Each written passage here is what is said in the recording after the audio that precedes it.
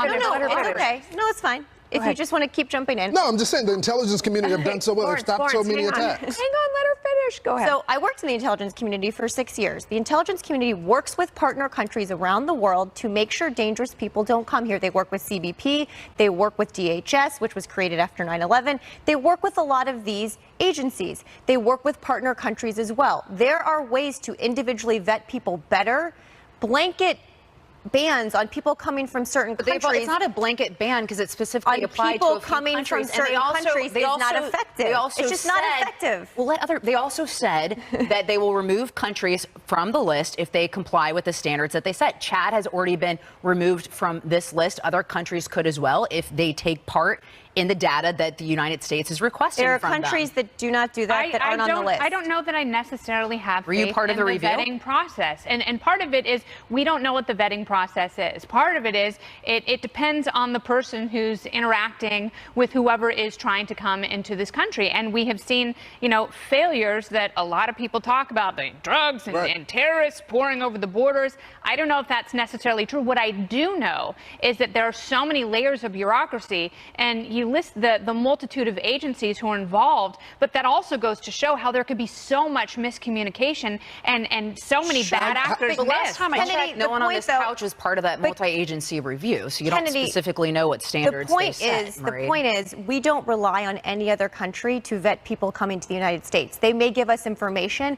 and share data with us, but we do not rely on any other country to do our vetting of people for us. So I know the argument was that we do it ourselves. We don't get reliable information from these countries. Like they were saying, for example, we do get information from Saudi Arabia. And so we are talking about... We also get 9/11 hijackers. I wouldn't mind if they were on the list. I hear you. And they say that after 9/11, they went back and changed their standard with Saudi Arabia. I don't know if that's true or Afghanistan, but that's or Pakistan, or Iraq. Those are three countries that have governments at varying levels of functionality right now that I guarantee you... So you'd like them added to the list? I don't think that's how we protect our borders, is my point. Picking out countries and saying, you give us enough information or you don't, that seems very arbitrary. So what would your standard be? Individually vet every visitor that comes to the United States. They have to apply for a visa if they're from these countries. They go through vetting, multiple layers in country before they come here, by the United States, not by another country. We can't even trust our own vetting system. We have So you trust other countries more than us? We've had so many terrorists in this country that were on watch lists. How many attacks have we had on the U.S. soil? That's they said we were watching them. That's a really good point. I mean, how many times does the FBI have to be tipped off about someone who commits an atrocity or an act of mass murder in order for our faith in the vetting process to be eroded? And that's my only question. I would love to see a vetting process that is better at picking out and separating people who are good, who want to come here, who want to add to our economy and to our society, because there are people all over the world who want to work like hell to make their lives and our lives better. No American has been killed in the United States by a terrorist who came from one of these countries on the ban since 9/11. Point being, again, it goes back to what they laid out of these countries that did not fail to meet the standards that they laid out. Maria, so you talk about terrorist you trust the vetting from a country like Syria? San Bernardino, they came in on a marriage visa. But I'm saying you talk about people coming in these kinds of visas that are a part of the refugee ban. All right, well, we get it. You hate the travel ban, but the Supreme Court just upheld it. They said it was legal, but my argument is it's not good policy. Sorry. But Lisa, it's a question about what's good policy, not what's determined legal by 5 judges. I am perfectly fine. Okay, wait. I want to ask Maria a question. So did you feel good about how it was before this, or did you want other changes that you think would be better to our vetting process? I actually think when it comes to people coming from these countries that there are a lot of dangerous people that live in many of these countries, I think our vetting actually was pretty good. We can always improve it. If President Obama did this very thing, you would be his biggest Well, why would you have a problem with beefed up standards for the intel sharing and data that other countries are providing us? I don't understand. Someone coming from an intelligence background, we do that would be the problem? But what is the core problem with laying out additional standards that these countries have to meet? I simply don't understand. Couldn't hurt. The only thing I will say, the only way I would push back on that is say there are a lot of people in a lot of parts of the world from, someone from Indonesia who's not on a list, who's going to slip in and going to seem completely normal, and their neighbors will say, yeah, they screwed around in their garage at night, but by and large, he coached the Little League team. Well, sure, and there's then all of a someone sudden down the street who's up to no good either. The reality, you can't stop everything. It goes back point. to my, I don't necessarily Sure, but trust the government to separate I don't good have a people problem from with bad people. laying out additional standards for other countries that's to meet. not In what's two happening. countries that are state sponsors of terrorism, other countries that have massive do terrorist you issues, think- places do you like think- Syria that are, a complete disaster, that don't even have the sort of Lisa- vetting systems that we have in the United States. I simply don't. Literally, Can I ask the you a way I question? see this from someone like you, Marie, is the fact that you hate the president. So you're using this as an That's not opportunity true. to hit him over the head. That's This is an what easy I see argument from to most- make against me, It's but- And the I don't know. honest- This is the way the I see honest- it. Hang on, honest- let Marie ask her question. No, it's okay. We can all go go ahead. over me. My point is, right now, there are young people in Iran, for example, who want to come to the West, who do not like their government, and they cannot travel here right now because we have told them they're a threat. They want to meet us and become more westernized. And we said, just kidding, because some people in your country are bad. You can never come here. Yes, And we we don't ultimately ha- have to and- look after the and safety of we the United honestly- States citizens. That's also incentive for, we talked about this on the couch a little bit yesterday. Make your country better. Right. That's the thing. Like, fight for your work hard country. to make it We're overthrow punishing your people leaders. who want to come to make the your US country No, better. we're because their protecting governments are the bad. security of No, not American necessarily, citizens but it's first. also an incentive for them to that ultimately that rising tide would lift all boats in this vast global ocean. I just wish. Marie, do you think that we can get reliable information from a country like Syria about who the people are who are applying? No, I don't. But I Exactly. think we can vet them through an intensive process. It does ourselves. not exist, Marie. Okay. All right. Everybody take a breath. We are waiting to hear from the president. We expect he will talk about the big Supreme Court ruling upholding his travel ban and possibly immigration as well. We will bring you his remarks just as soon as we get them. Plus, the battle for civility engulfing Washington and everywhere else. The lawmakers on both sides saying enough is enough as the Democrat who called for the public harassment of Trump officials is refusing to back down. I have not called for the harm of anybody. This president has lied again when he's saying that President Trump after the Supreme Court voted to uphold his ban on travel from several mostly Muslim countries. The president is currently hosting Republican lawmakers at the White House ahead of a planned House vote this week on that compromise immigration bill. We're going to bring you those remarks from the president as soon as we get them. Now, meantime, the president doubling down on his tweets about deporting people without judges or lawyers if they are caught crossing the border illegally. Watch what he said during his White House meeting with Jordan's King Abdullah yesterday. We have to change our laws. We have to make them sensible. We want a system where when people come in illegally, they have to go out. And a nice, simple system that works. Mexico holds people for 4 hours, for 5 hours, for 2 hours, and they're gone. We have people for 4, 5, 6 years, and they never leave. White House Press Secretary Sarah Sanders defending the president from critics who say he can't just do away with due process. Just because you don't see a judge doesn't mean you aren't receiving due process. Also, the president would like to see us stop people from illegally entering the country at all. We'd like to have secure borders. The Democrats are the ones that want open borders. The president would like us to secure the borders and have a very legal and easy immigration process so people can come here the right way, not the wrong way. Democrats, on the other hand, slamming the president for the way he's handling the issue. One of my ongoing concerns about President Trump is the ways in which he makes presidential statements by Twitter that are official statements by the President of the United States that undermine rule of law. He may not like immigrants coming to this country. He may view them as invaders, as he said in his tweet, but he cannot deprive them of due process rights. Once someone is in the custody of the United States, they have due process rights. Our courts have decided that, and the president is not a king who, by pronouncement or stroke of the pen, can eliminate their due process rights. All right, now, meantime, there are reports that border officials have backed off zero tolerance and are back to catch and release to keep families together. Sarah Sanders says that's only temporary and the policy has not changed. Okay, so And I I'm just wanted to done. make a button face.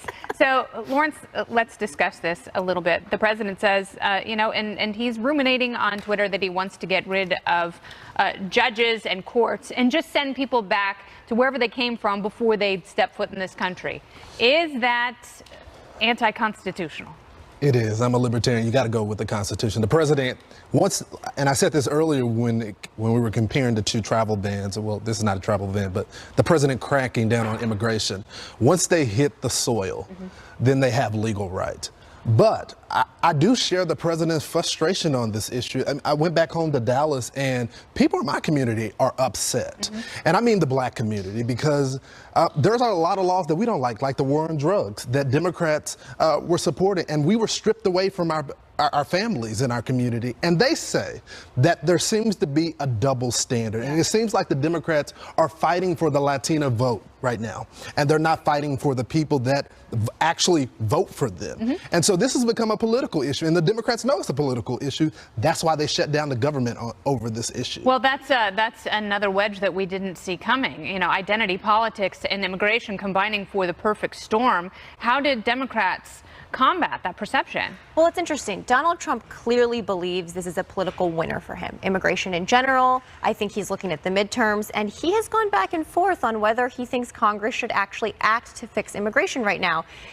The Republicans in the House are trying to cobble together some sort of compromise bill that I actually think has some good things in it. By the way, Republicans on the Hill all want more judges. Then why don't more Democrats? Okay, why don't more I'm not Democrats? disagreeing either. Okay, why don't more Democrats get together and say, okay, this is what we like about the bill. This is what we would vote on, and come up with a bipartisan narrow bill. So in the Senate, Ted Cruz and Dianne Feinstein have actually been leading a bipartisan effort to try and get compromise language. The House Republican caucus is operating a little differently because they operate a little differently. But the question I have is whether Donald Trump actually will sign something if it passes, and I don't think it will pass, because he keeps saying, don't do anything. We need to wait till after the midterms when more Republicans are in there. He says it when he gets frustrated, though. But so, I think Republicans on the Hill are sort of like, wait a second, we're trying to do something, but we need presidential support here, and he's been all over the map. I don't think there's any doubt that he would sign something that passed. I think that maybe the opportunity that Democrats are missing is that as now you have a big group and you're getting close, and you need to add some more people on one side or the other. And it would be Democrats' opportunity to say, if you give us this, we'll give you those last votes you need. If they don't, it's going to be the folks on the far right who come in and say, take away DACA or something, and we'll give you the last here you have all the House Republicans need is a majority. They're having a hard time finding that, but in the Senate, you need a lot more than that. And so you have two processes that work so differently that it seems, especially on immigration, somehow they found a way to do it on taxes. Why can't they take that system that worked for tax reform and apply it here? Well, I've also not seen any Democrats interested in helping out in the House on this more moderate bill, and you're going to have to pass something in the House to get something done here. But look, it's sort of laughable for Democrats to talk about the rule of law when it's basically plainly stated that they want illegality on the border and they don't want border enforcement. And ultimately, that's what this entire discussion has come down to for the Trump administration. They want open borders. That's not true. I'm a Democrat.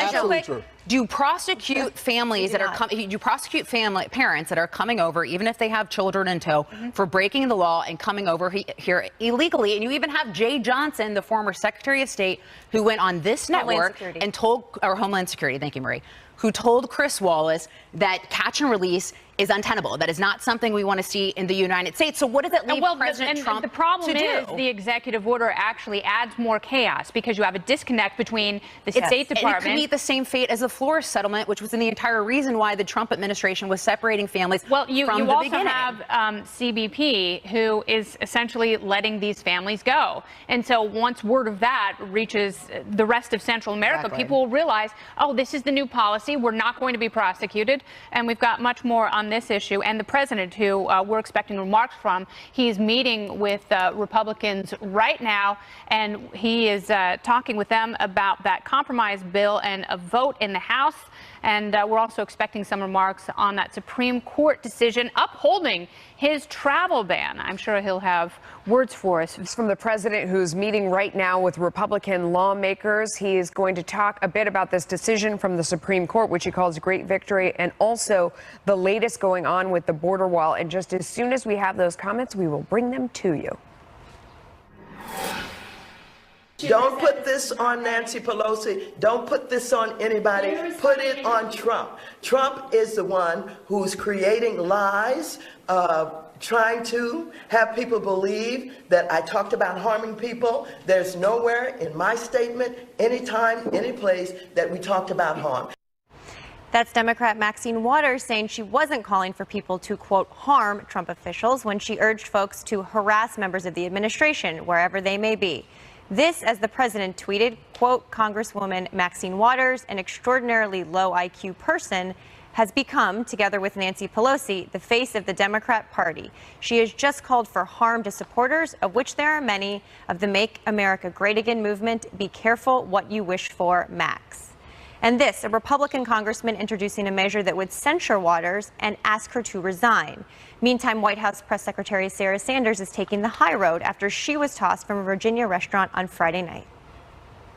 We are allowed to disagree, but we should be able to do so freely and without fear of harm. And this goes for all people, regardless of politics.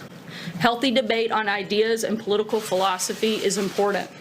But the calls for harassment and push for any Trump supporter to avoid the public is unacceptable. It's not just Republicans who are firing back at Waters now. Her original remarks drawing a sharp rebuke from her fellow Democrats, including Ohio Congressman Tim Ryan. I think it's inappropriate for any of us to condone any kind of political harassment. I think we've got to start getting to some higher ground here, Steve. In the country, let's be honest, I mean, the president has not embodied civility at all. He's talked about punching people in the face. He'll pay the legal bills if you get roughed up. So this has started under his watch, and unfortunately, it's gotten to this point. And Chuck Schumer, in a speech on the Senate floor, condemning the idea of harassing Trump officials, saying such an approach is un-American. Watch. No one should call for the harassment of political opponents. That's not right. That's not American. But the president's tactics and behavior should never be emulated. It should be repudiated by organized, well-informed, and passionate advocacy. Meantime, last night at the president's rally in South Carolina, CNN's chief White House correspondent Jim Acosta was shouted down, with Trump supporters yelling, "Go home, Jim." Watch. President Trump will be here later on tonight campaigning for the man who wants to be the governor of South Carolina for another 4 years. That is Henry McMaster. And as you can hear behind me, Wolf, the crowd is very fired up. We have about a couple thousand people in this room so far. They are letting the press corps here know exactly how they feel about what we're doing here, Wolf. So, Melissa, I watched that last night, and it reminded me of some of the campaign rallies when, if you remember, the president said he would pay legal bills for people who got in fights with protesters. Like, this was a very heated campaign. Lawrence mentioned earlier that the president uses different rhetoric than any other politician we've ever seen. A lot of that rhetoric is divisive. Now, on the flip side, I don't think Maxine Waters was right. I don't think you should respond with that kind of resistance, A, because I don't think it's appropriate, and B, I don't think it's effective. Where do you come down on all this stuff we're dealing with in terms of civility? I think that both sides are wrong. We're seeing bad behavior all over the place. I don't like what was done to Jim Acosta. I think having been a reporter in that position, you can crank up, what you're hearing in your ear, and you can kind of block it out. And he was really professional in blocking it out there. But I don't think that was fair or right. I don't think, Maxine Waters, one of the first people I ever interned for, had a tape of Maxine Waters, inciting the same kind of sentiment before the LA riots. And I think that she has a long history of giving this kind of speech. And this time she was caught on tape. And I don't think it was the right thing to do. I think on both sides, this is not good and can only lead to bad consequences. And you need to use your voice to vote, to go out and do something constructive, to have a conversation. But not this. Kennedy, a lot of people, particularly Democrats, point to the president's language and say, he said very offensive things about women and minorities and John McCain and others. How much responsibility do you think he should take to set a different tone at the top? He's plain spoken, and that's how he is, and that's his temperament. And sometimes, Lawrence and I were watching his speech last night, his rally in South Carolina, and we were laughing out loud because there are, sometimes he uses it to great effect, and it's wildly entertaining and it can be very funny. Sometimes he crosses the line, and when he does that, he should be absolutely called on it, and we do. But just because he operates in some way, that does not give anyone else license to do the same thing. And harassment for one person may be shouting, it may be protest. For another person, it may be shoving someone, it may be hurting someone, it may be doing whatever they can to physically silence another person. And that's when it crosses the line. And I don't buy Maxine Waters' excuse like, I didn't tell anyone to overtly hurt anybody. Sometimes you don't have to, and that's the problem. When you have a crowd and people feel emboldened by that crowd and give into that mob mentality, you're going to see some pretty bad stuff. And by the way, I don't want anything to happen to Maxine Waters. Right. I don't want Maxine Waters surrounded by a group of people who are shouting and threatening her. But it has crossed over into violence, and there's actually a long list since the president was elected, and even before that. You look at, obviously, the shooting and the attempt by Bernie Sanders, Sanders supporter, the attempted assassination of Republicans. You look at a Tennessee representative who was run off the road. The woman came up and pounded his windows. Gabby Someone Gifford, was sentenced. You remember Gabby Gifford? And that Democrat was who was awful. attacked. And yeah, I'm 100% with you on that. You also look at the fact that there was a man that was sentenced to 15 months in federal prison for threatening to kill Martha McSally. There's a North Carolina GOP office that was firebombed. Look at what happened on Inauguration Day. We were all there. Fires, buildings, rocks thrown into them. So there's a long list of actual violence where it has gone beyond the rhetoric.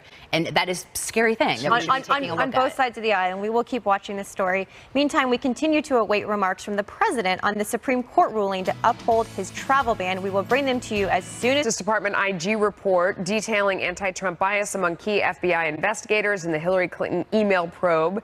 The House Judiciary Committee announcing that Deputy Attorney General Rod Rosenstein and FBI Director Christopher Wray will testify this Thursday about that report, the FBI and DOJ's actions surrounding the 2016 election. In the meantime, 9 House Republicans yesterday sending a letter to Rosenstein asking for the names of everyone, past and present, who worked on Special Counsel Robert Mueller's investigation into Russia collusion with the Trump campaign.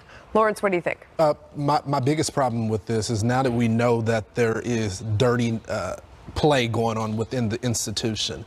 I wish the leaders of those institutions, the Attorney General, Deputy Attorney General, Wray, all of them would stop trying to protect the institution and be honest about what's happening in their house. It seems they're being so defensive. And the fact of the matter is, we already know right now. We know the American people are the FBI has been like this for a minute now as it relates to the leadership. This is not the first time there's been corruption within law enforcement on the federal level. And so I just wish they would be more forthcoming. Say, this is what we're going to do to improve. Instead, they just want to hide And we know some of the names of the other agents who were, guarded or masked in the IG report.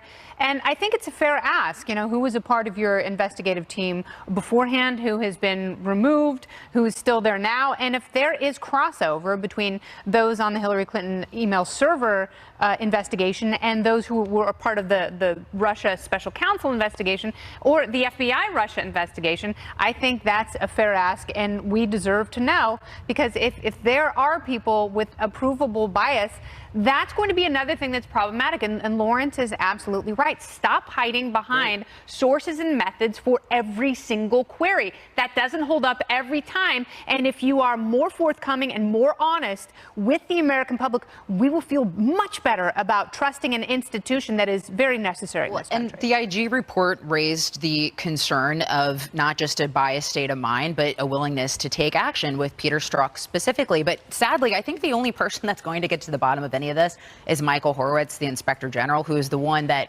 unearthed the text messages between Peter Strzok and Lisa Page from the beginning. He also got that text message, "We'll stop them," that was never given to Congress by the FBI. So I think, sadly, we're probably going to have to wait for his report to come out on elements of the Russia investigation. Wait, can we let Maria in here? Go ahead. Well, the IG report also found that political bias individuals didn't impact any investigative decisions in the Hillary email. He couldn't That's find. not what he said. That's not what he said. Yes, he said there are aspects of the investigation that are ongoing, particularly with Strzok. And he said the transition from the he email said there was to no the evidentiary Russia, bias. They couldn't prove that it wasn't and they're biased. still investigating that, which is an important bridge. No, it's okay. I have read the IG report. I know that it says in the Hillary email investigation, they could not find evidence that political bias impacted the investigation. The Russia investigation They didn't say that. It was much more narrow. The Russia investigation is separate. The Mueller investigation is even more separate. I do not want Republicans using this information politically for partisan reasons. Let Mueller finish his investigation. What do you mean? It was partisan when they All right, went we after gotta him. go. President Trump ripping top Democrat Senator Mark Warren over his joke to friends, claiming he had secret information on the Mueller probe. Was the senator out of bounds? We'll debate. The president, he is right now meeting with Republican lawmakers. We know he's going to talk about the Supreme Court decision, also the latest on the wall, and all of the legislation that's going on with immigration as well. We'll bring it to you the second it happens. And as we await all that, President Trump is ripping Senator Mark Warner, the top Democrat on the Senate Intelligence Committee, for reportedly joking at a weekend retreat of Democrat donors that he and Robert Mueller have damaging information that could create a rocky few months for the Trump administration. The president, in response, tweeting, "Why is Senator Mark Warner, perhaps in a near drunken state, claiming he has information that only he and Bob Mueller, the leader of the 13 angry Democrats on a witch hunt, knows? Isn't this highly illegal? Is it being investigated?" Senator Warner telling Politico, quote, "It was a bad joke. You know how seriously I take this investigation." Kennedy, I'm going to start with you. Do you buy Senator Mark Warner that he was simply just joking on this? I think I wasn't there, but from the sounds of it and from what apparently came out of his mouth, he's probably half in the bag and was trying to make a funny joke. But these are really serious times and serious issues. And George Papadopoulos essentially started this whole thing by getting drunk in a bar and be like, "Oh my God, we have Hillary emails." So if Mark Warner is doing the same thing, he has to be very mindful of the consequences. And he is a sitting senator. The ranking member. This is not some young neophyte who's trying to get in the proximity of power. He is the ranking member on that committee. So he definitely has a responsibility to lock it up. Well, and Marie, to that point, he's part of the Gang of Eight. The Senate Intelligence Committee have been trying to portray themselves as the only committee that's above board in this investigation, along with Senator Richard Burr. And they've been working very well together. But does something like this undermine? No, it was a stupid joke at a party. No, it's Shouldn't fine. you know better? No, sure, but it was a stupid joke. It isn't the end of the investigation. He and Senator Burr are working very well together. The Republicans on the committee have actually been very complimentary of Mark Warner. He made a dumb joke at a party, guys. It's fine. I have to push back. What is up with Democrats that have leadership positions in investigations, always joking about investigations? Donald Trump jokes about it more than anyone. He's not in charge of an investigation. He's the president. He's not in charge of an investigation. You have Democrat members that are a part of the FBI, Department of Justice, now ranking member in the Senate, joking about an investigation. And the American people are just supposed to say, "Oh, it's okay." If an average day American is going through any type of criminal probe and they find out that the people that are responsible for it are joking at a bar, why are you even talking about it at a bar? Mark Warner's not responsible for a criminal probe. Fodder? He's a ranking member. Richard, or does this give Lawrence? Why did I call you Lawrence? Does this give? I was on with Richard earlier. Lawrence, does this give fodder to President Trump's tweet and his accusation that this is just a witch hunt? Yeah, every time this happens, I'm not saying it is a witch hunt, but every time they do things like this, it's a stupid joke. A joke about an ongoing intelligence investigation. You know, it reminds me of it reminds me of when folks on the other side said lock her up all the time, and we were talking about that in the break, that we would sit there and go, it's not really going to happen. And this feels like the same sort of thing where it's Democrats get gleeful that there's going to be some conclusion to this that impeaches the president. I just don't think it's going to happen. I think it was just a joke. He made offhand at a party. But that's why it was funny to him, because it was we're going to get him. But it also goes to show you people are always listening. Sure, that's true. And we are always listening to you.